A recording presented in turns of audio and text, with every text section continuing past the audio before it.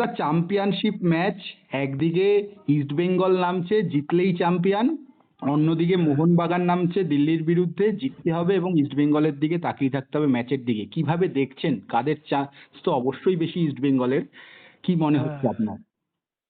Actually এই জায়গায় এসে পেছর দিকে তাকাবার জায়গা নেই।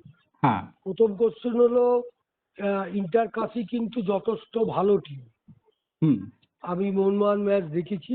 হ্যাঁ। কারণ আর মাঠটা যুব ভারতী হলে বলতাম, কিন্তু যেহেতু কিশোর ভারতী, হুম।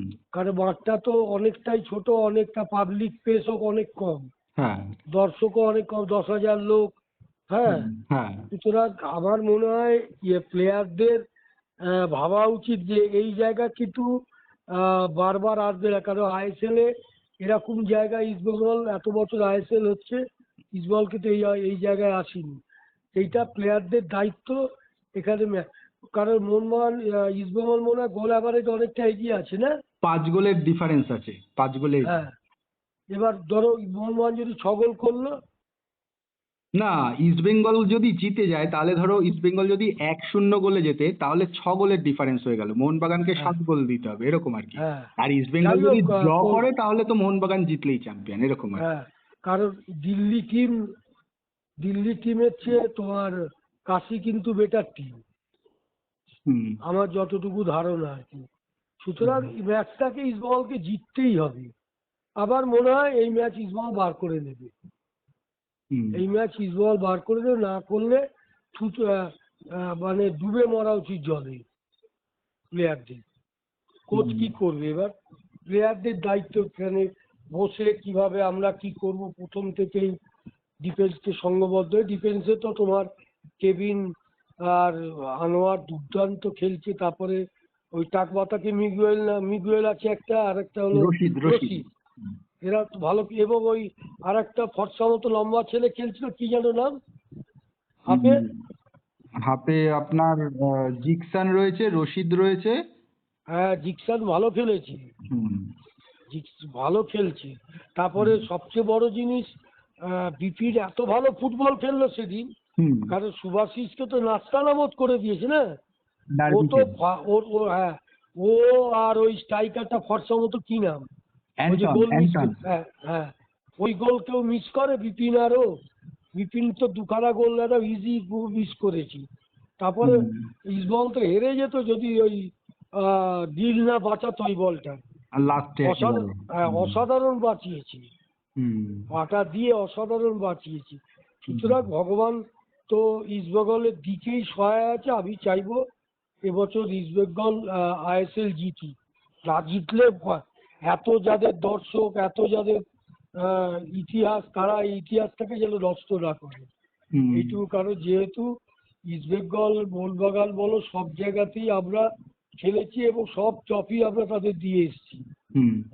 ইভিন মহামারানিও 1 বছর খেলেছি। হুম। সুতরাং প্লেয়ারদের বুঝতে হবে যে আমি এই জায়গা থেকে পেছনের দিকে তাকাবার জায়গা নেই ভাই। আচ্ছা, ডার্বি ম্যাচটা নিয়ে বলছেন যখন একটু জিজ্ঞাসা করি, ডার্বি ম্যাচটা আপনার কেরম, মানে কাকে বেশি কার খেলা বেশি ভাল লাগলো, ইস্ট বেঙ্গল না মোহনবাগানের? মানে আপনার কি মনে হয়েছে ইস্ট বেঙ্গল জেতার মতো জায়গায় ছিল, বা মোহনবাগানের খেলাই বা আপনার কিরকম মনে হয়েছে? ইস্টবেঙ্গল যথেষ্ট ভালো ফুটবল খেলেছে। ইস্টবেঙ্গল এত ওপেন মোহনবাগান করতে পারেনি যেটা ইস্টবেঙ্গল করেছে। ফার্স্ট হাফে যা চান্স পেয়েছি, তারপরে আর একটা বল পোস্টে লাগলো না, হুম। হুম। ওই অ্যান্টন। শুটিং করলো, পায়ের তলায় লেগে পোস্টে লেগে ফিরেছে। হুম। অনেক ভালো, অনেক বছর বাদে মোহনবাগানের সঙ্গে একটু টক্কর দিয়েছে, এবং হুম। মোহনবাগানও সেকেন্ড হাফটা ভালো খেলেছে, কিন্তু মোহনবাগানের টিমটাকে আবার ফিট মনে হয়নি। ওই যে স্টপার দুটো, ধরো তোমার ওই দুটো স্টপার আগের বছর যা খেলেছে হ্যাঁ। সেই অনুযায়ী অনেক কমা আছে। এবং সুভাশিস তো আমি বলা উচিত না, হুম। সুভাশিসের জায়গায় নেই। আর ডিফেন্সও কোনোদিন, প্রথম কোশ্চেন হলো যে বলটা গোল করলো ইস্টবেঙ্গল, হুম। ও কোথায় ছিল? হুম। ও ও তো। কাভারিং করবে না? টপারে হুম। পাস দিয়ে বল যাচ্ছে, তাহলে আর তুই কি সাইড ব্যাক? এই জায়গা তো আমি খেলেছি। হুম। ও একদম। আমাকে কি বললো আমার কিচ্ছু যায় আসে না। জীবনে ওই বল আমি ওকে ধরতে দিতাম না। হুম। আমি অনেক আগে স্ন্যাচ করে দিয়ে চলে যেতাম কভার করে। হুম, ও তো তারপরে তোর এই বিপিন তো খুবই ভালো খেলেছে। হুম, তারপরে বিষ্ণুও অনেক ফাইট করেছে যতটুকু পেরেছে। হুম।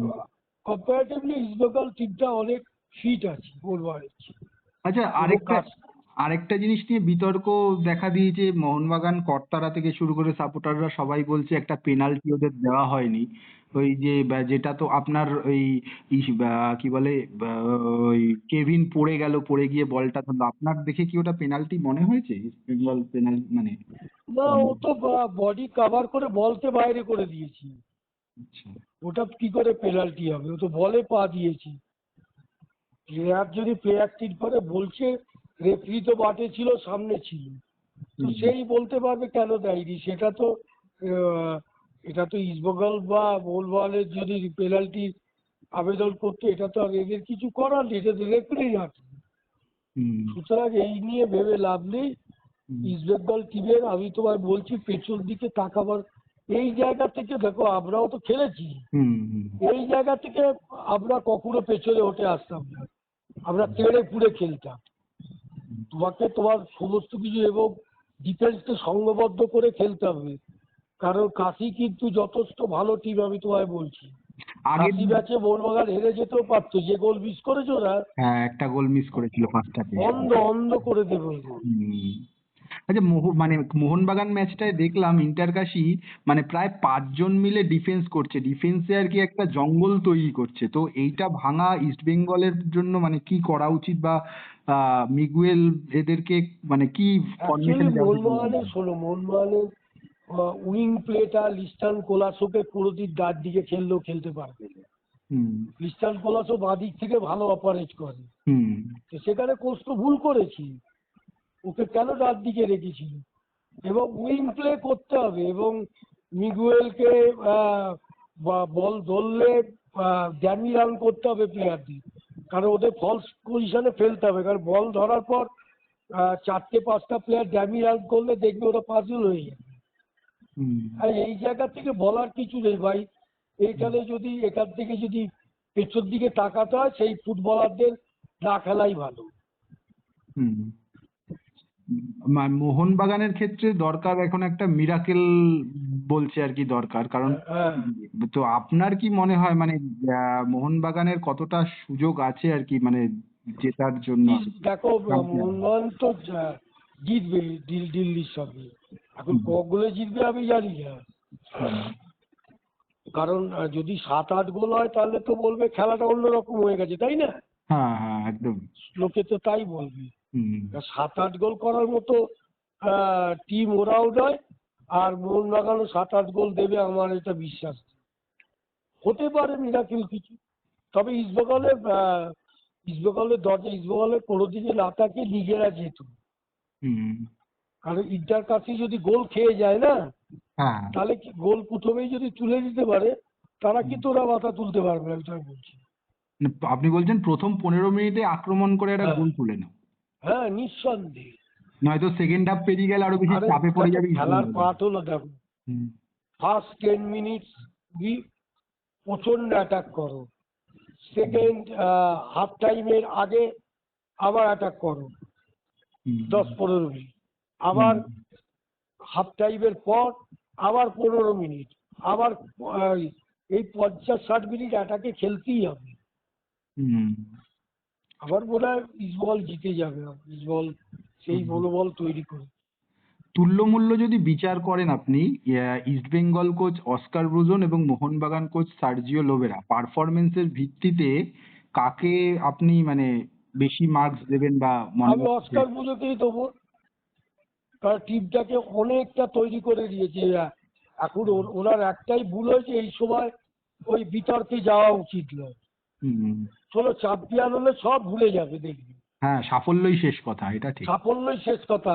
তুমি আজকে ইস্টবেঙ্গল, আমরা যেহেতু প্লেয়ার ছিলাম, আজকে তুমি ইস্টবেঙ্গল বলবাকে হারানোর পর পরের দিন যদি তুমি ড্র করো, ও সারা লোকে ভুলে যাবে। হুম, কারণ আমরা সব সময় বড় ম্যাচ খেলার পর পরের ম্যাচে আমরা বেশি সতর্ক থাকতাম, কারণ হুম, ইস্টবেঙ্গল ম্যাচ জিতলে বা মোহনবাগান ম্যাচ জিতলে একটা রিল্যাক্সেশন আসেই প্লেয়ারদের মধ্যে, হুম, সেইটা কিন্তু জায়গা নেই, আমি তোমায় বলছি। হুম। একদমই। এবং মানে যদি ইস্ট বেঙ্গল কালকে জিতে যায়, 22 বছরের খরা মিটবে এবং অস্কার ব্রুজনের হাত ধরে এরকম একটা টিম মানে ইতিহাস তা তৈরি যদি করবে না আর কি। পারে আর জীবনেও পারবে না।